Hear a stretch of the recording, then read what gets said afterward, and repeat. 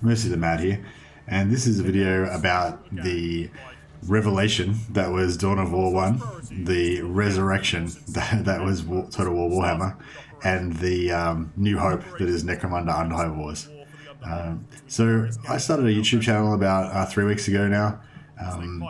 Been just kind of learning as I go along. Yesterday I put out my first edited video, and so today I thought I'll do another edited video. Hopefully the quality will improve as I go along.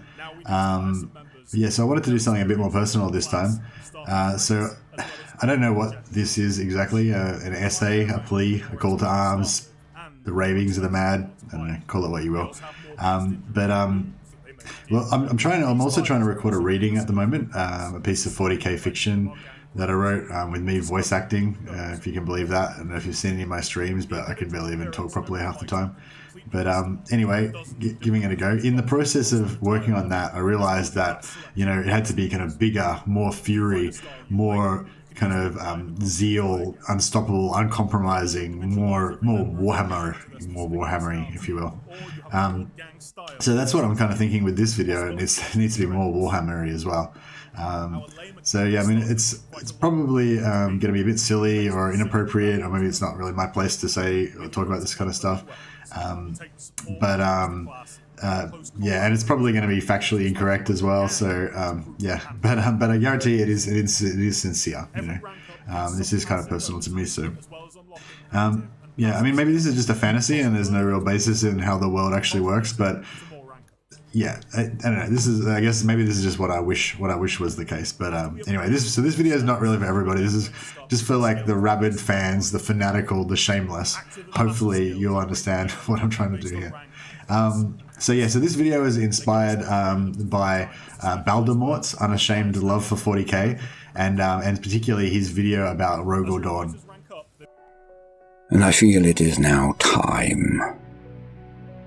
For there is a reason that Warhammer 40k is not just liked, or even obsessed over, but loved. Warhammer 40k is truly loved by its fans, for very good reason. A reason I am about to reveal to you in all its bittersweet glory. So I'll start off with Dawn of War. So when Dawn of War was released, it was like a revelation. You know, it might be hard to imagine now, but there was a time when Warhammer was not so well known as it is now. It was always, you know, a big IP in the gaming world, but it didn't have that kind of mainstream kind of awareness that it has now. You know, I'd known the joy for many years. You know, we had all known the joy of, you know, we in the hobby shops, we reading the Black Library novels, reading the White Dwarves, the you know, the army books with the little bits of background and lore in between the rules. You know, we kind of knew the joy of this IP, this background, but you know, now seeing the success of Dawn of War, now finally the world would know.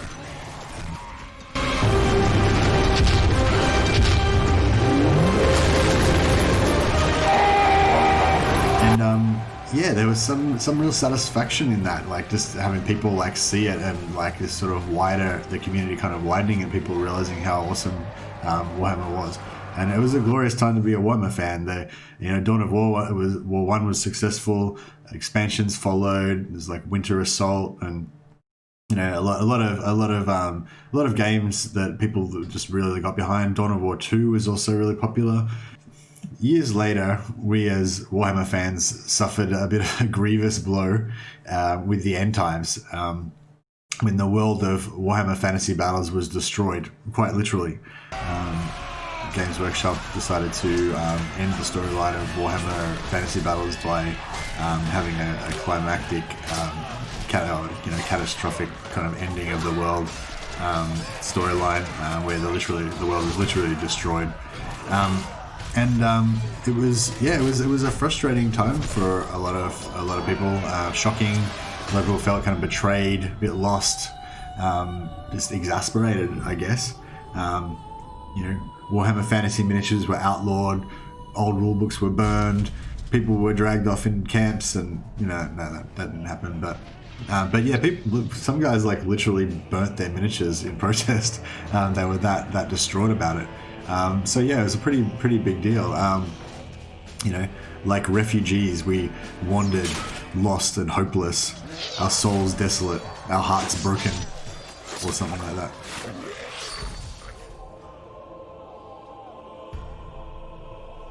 And then Warhammer was announced. Total War Warhammer came out, and it was like, this is an established company that's made great games in the past. Like, they're well known for making great games, and now they're making our beloved Warhammer into a game. And this background that was destroyed, we thought, has been just reclaimed. Resurrected. Warhammer lives. Warhammer lives again.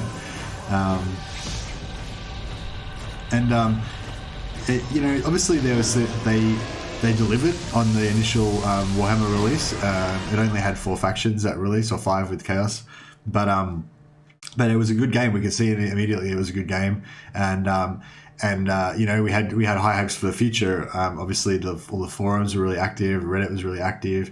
Everyone was kind of champing at the bit for more information. And I can't find the exact quote now, but there was a like, I think it was an AMA or something, where it was either Rich or Mitch, I think, had answered, and they said something along the lines of, like, it was in answer to, is this faction or that faction going to be in the game, or what are your plans for expansion or something.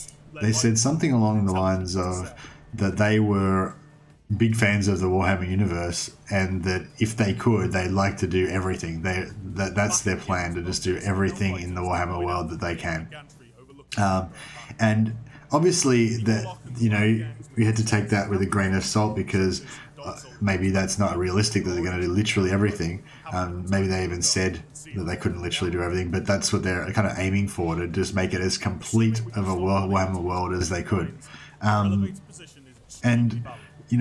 word kind of passed around in hushed whispers and shocked cries, and the hubbub grew until there was shouting in the streets. They're doing it. They're doing everything.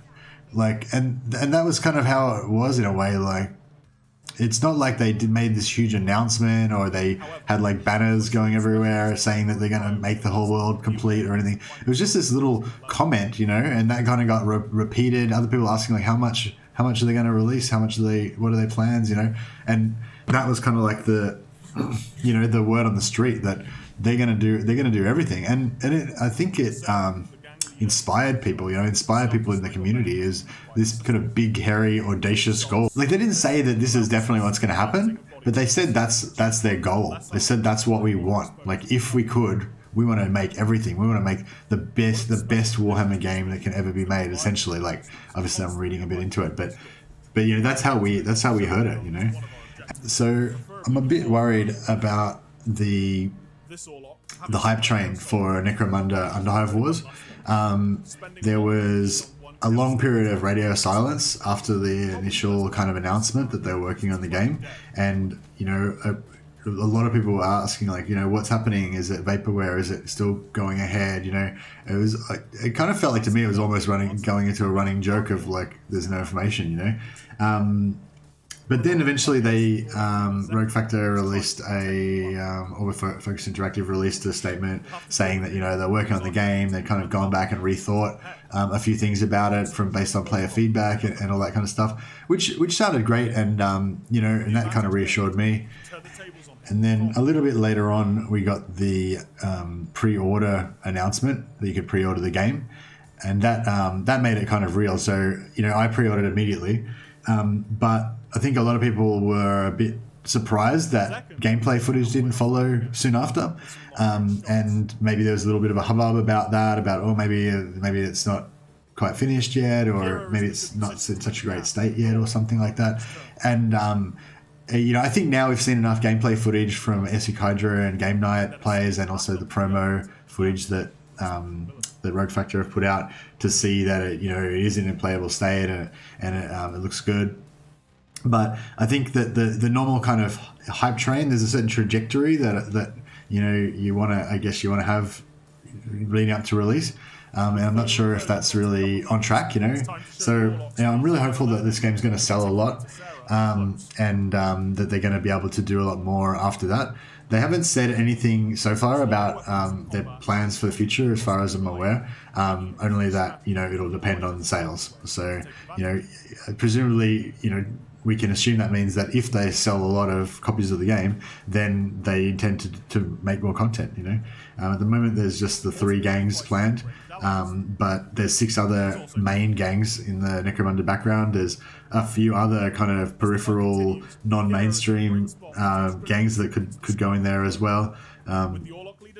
And we could talk for a little while about all of the amazing stuff in the Necromunda background. Necromunda is one of the most famous planets in all of the Imperium, second only probably to Terra, or perhaps Armageddon. It's got almost as much history as Warhammer 40k in general. You know, it's only one planet though, so it's not quite as broad as the entire background. But yeah, there's a lot of stuff. For starters, there's 3 more main gangs: the Deluxe, the Vansar, and the House Cordor. Then there's kind of like secondary sort of specialty gangs like the Redemptionists, the Palatine Enforcers, that are kind of like the Judge Dredd type characters. There's also the Redemptionists, the sort of extra religious zealot faction of Cordor.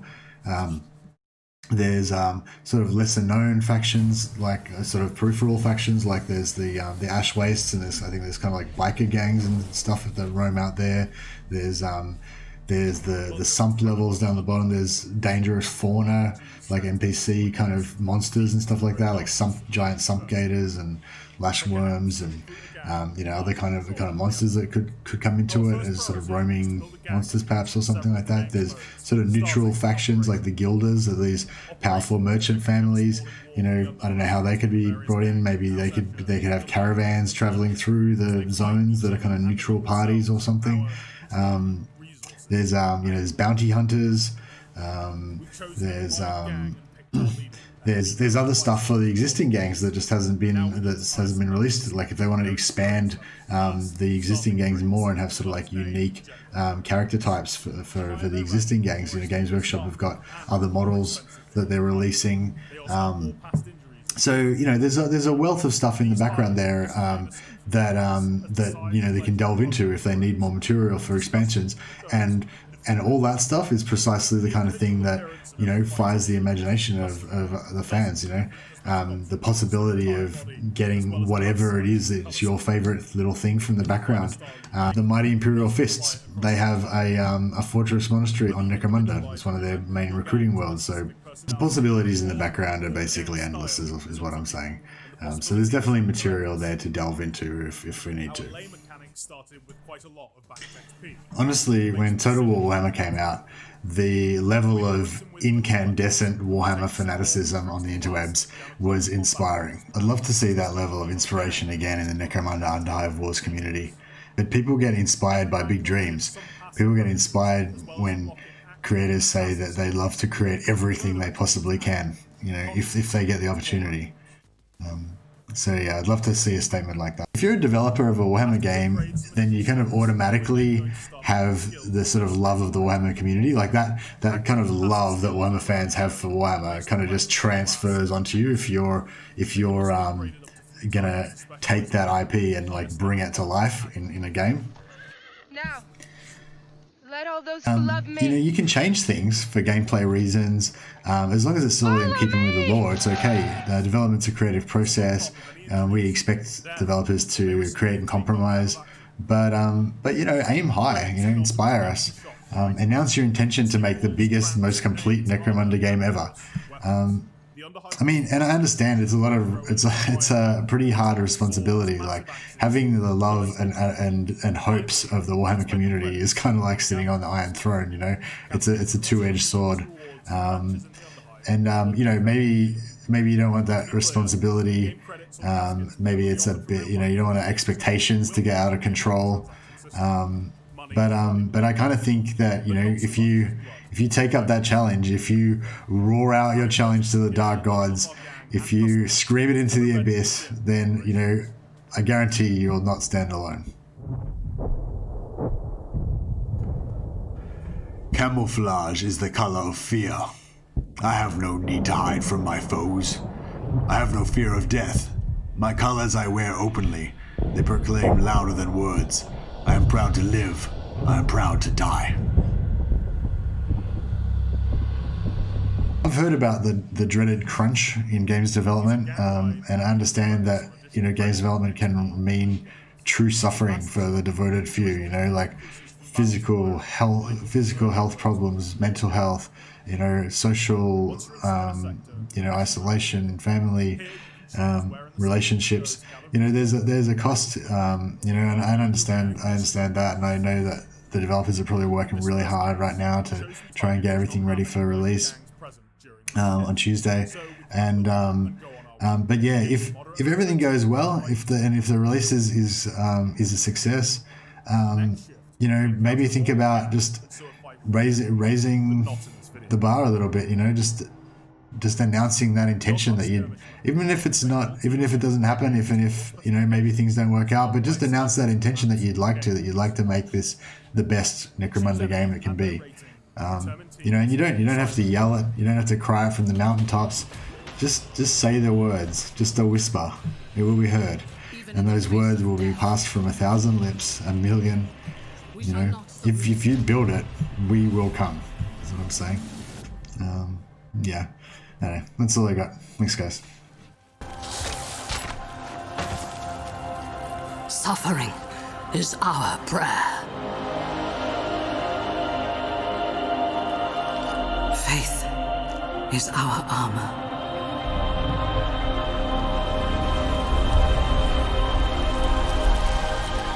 In battle, he offers us redemption.